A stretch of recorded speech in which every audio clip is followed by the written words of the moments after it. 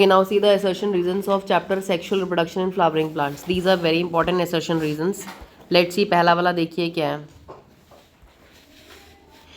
A species of wasp and a fig species cannot complete their life cycle without each other. इसमें दे रखा है कि species जो wasp की होती है ततैया की और फिग जो अंजीर होता है, ये दोनों एक दूसरे के बिना अपनी लाइफ साइकिल को पूरा नहीं कर सकते. ये बिल्कुल सही है. रीज़न देखते हैं क्या है इसका. While the wasp comes to lay egg in the fig inflorescence, fig के फ्लावर में वॉस्प एग देने के लिए आती है. And the flower of fig gets pollinated in return. ये इसका आंसर है ए. इसमें रिसर्शन भी ठीक है और रीज़न भी ठीक है. अब आ जाइए नेक्स्ट वाले में. नेक्स्ट वाला देखिए क्या है. Endosperm is completely consumed during the development of embryo in x albuminous seeds. Endosperm पूरी यूज़ हो जाती है उन सीड्स में जो कि एक्स एल्ब्यूमिनस, मतलब जिनमें एंडोस्पर्म नहीं है, मतलब नॉन एल्ब्यूमिनस को ही एक्स एल्ब्यूमिनस कहते हैं.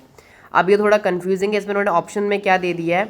ऑप्शन में इन्होंने दे दिया है कास्टर, पी और बीन्स, और ये तीनों अलग हैं. कास्टर जो होता है ये होता है एल्ब्यूमिनस, या आप लिखेंगे वहाँ पे कास्टर एल्ब्यूमिनस होता है. पी नॉन एल्ब्यूमिनस होता है, मतलब एक्स एल्ब्यूमिनस होता है. और जो बीन्स है ये भी एक्स एल्ब्यूमिनस. अब देखो यहाँ कन्फ्यूजन हो गया. एक तो इन्होंने एल्ब्यूमिनस दे दिया और वहाँ पे लिख दिया कि all are the examples of non, मतलब एक्स एल्ब्यूमिनस सीड. तो यहाँ पे सिर्फ हमारा कास्टर ठीक है. तो हमारा जो इसका रीज़न है ना वो हमारा जाएगा गलत. तो आप लिखेंगे assertion is true, reason is false. ठीक है. तो आपको यहाँ पे ध्यान से देखना होगा. ये नहीं कि आप सोच रहे हैं कि अरे पी और बीन्स दोनों एक्स एल्ब्यूमिनस है, कास्टर को बिना देखे आपने टिक कर दिया. कास्टर सिर्फ गलत बैठ रहा है. कास्टर की जगह कोई और एग्जाम्पल होता ना तो आपका रीज़न ठीक होना था यहाँ पे. ठीक है. तो आपको बहुत ही ध्यान से अपना रीज़न को समझना है. कास्टर का जो अरंडी का जो होता है ना बीज, इसमें एल्ब्यूमिन होता है, एंडोस्पर्म होता है. पी में नहीं होता और बीन्स में भी नहीं होता है. तो इसका ऑप्शन हो जाएगा आपका C. Assertion is true but reason is false. ये आपको याद रखना है. ये क्वेश्चन बहुत इंपॉर्टेंट है और बहुत कंफ्यूजिंग है बच्चों के लिए. यहाँ पे बहुत नंबर कटते हैं. अब आ जाइए नेक्स्ट वाले में. देखिए नेक्स्ट वाला अब हमारा क्या है. बनाना is uh parthenocarpic fruit.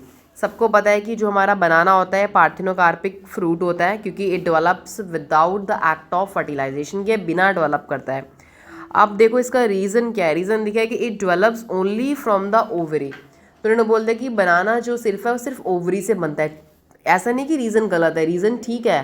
Reason ठीक है बट एक्चुअली प्रॉब्लम यहाँ पे ये आ गई कि जो बनाना बनता है ना ये विदाउट फर्टिलाइजेशन तो बनता है, बट उस बनाना के जो फूल आते हैं बड़े बड़े उस पूरे फूल से बनता है, कंप्लीट फ्लावर से, not only from the ovary inside the flower. तो आपका ऑप्शन हो जाएगा इसमें बी. बी में आप लिखेंगे reason is not the correct explanation of assertion. इसमें बहुत ध्यान देना है टॉपर्स को, प्लीज़ मेक श्योर. आपका एक गलती आपकी यहाँ पर फिर बहुत सारी अनेक गलतियाँ होंगी, फिर पीछे रह जाओगे. तो बिल्कुल सिंसियरली ध्यान से देखना. ये सारे कॉम्पिटेंसी फोकस्ड क्वेश्चन हैं सारे के सारे. अब आ जाइए 91 वाले में. 91 वाले में देखिए क्या है. Assertion primary endosperm nucleus is diploid. सबसे पहले पढ़ते ही पता चल गया कि भाई ये गलत है क्योंकि एंडोस्पर्म न्यूक्लियस पेन जो बनता है हमारा PEN पेन वो ट्रिप्लॉइड 3N होता है, सबको पता है. यहाँ तो इतना क्लियर हो गया सबको.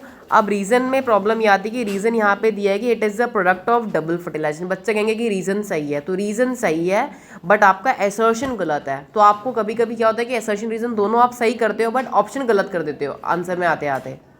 तो आंसर में ध्यान रखना है कि हमारा जो इसका क्वेश्चन का आंसर जाएगा 91 वाले का वो जाएगा डी. डी मतलब एसर्शन हमारा पूरा गलत है और रीज़न हमारा ट्रू है. ठीक है. अब यहाँ पे ये ध्यान रखना है आपको. अब आ जाइए next. Okay, now see question number 92. Apomictic embryos are generally identical to the parent plant. तो हमें पता है कि एपोमेक्टिक एम्ब्रियोज होती हैं वो पेरेंट्स की तरह आइडेंटिकल होती है. क्लियर हो गया. बट रीज़न देखिए क्या है. Apomixis is the production of seeds without fertilisation. तो एपोमेक्सिस में हमारी सीड्स बनती हैं फर्टिलाइजेशन के बिना, ये भी ठीक है. बट आपका जो असर्शन है उसके हिसाब से आपका जो रीज़न है वो करेक्ट एक्सप्लेनेशन नहीं है क्योंकि इसमें आपको एक्सप्लेनेशन में क्या चाहिए था कि apomictic embryos are formed when cell division do not occur properly, जिसकी वजह से हमारे क्लोन्स बनते हैं. ओके. तो आपका जो ये इसका जो आंसर था वो होना चाहिए था कि apomictic embryos are genetically similar to the parent organism and can be called as clones.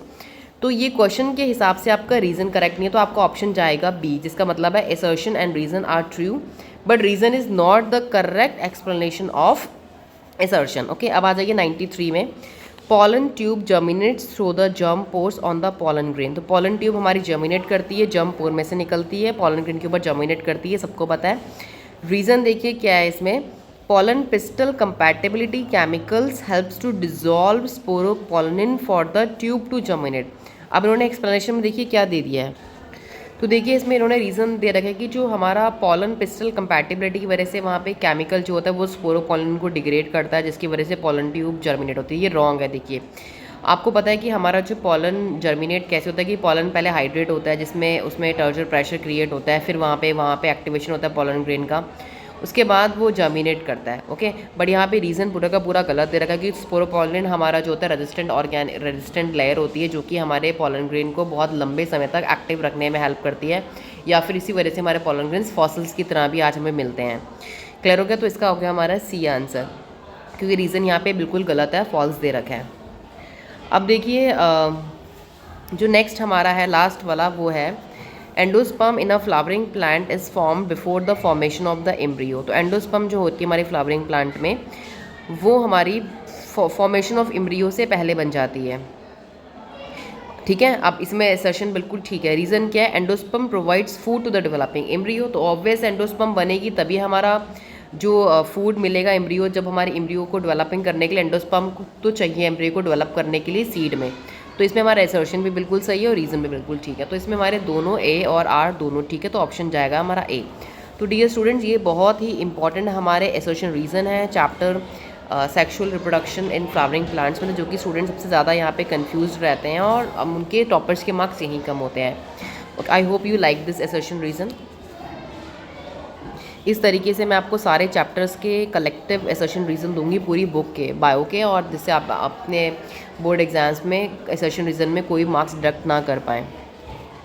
I mean आपको कोई भी मार्क्स इसमें लूज़ ना हो, आप इसमें असर्शन रीज़न में फुल मार्क्स गेन करें।